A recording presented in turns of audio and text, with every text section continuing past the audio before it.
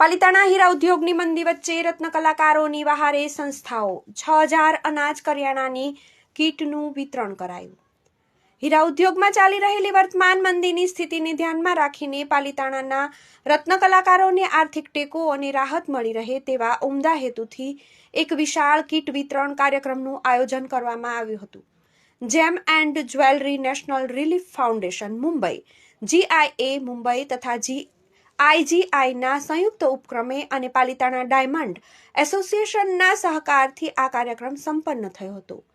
આ કાર્યક્રમમાં રાજ્યના કેબિનેટ મંત્રી જીતુ વાઘાણી ખાસ ઉપસ્થિત રહ્યા હતા। તેમણે સંસ્થાઓના આ સેવા કાર્યને બિરદાવતા જણાવ્યું હતું કે જ્યારે ઉદ્યોગ મુશ્કેલ સમયમાંથી પસાર થઈ રહ્યો હોય ત્યારે સામાજિક સંસ્થાઓનું આ પ્રકારનું યોગદાન રત્ન કલાકારો માટે મોટો આશરો બને છે। કાર્યક્રમ દરમિયાન પાલિતાણાના રત્ન કલાકારોને અનાજ અને કરિયાણાની કુલ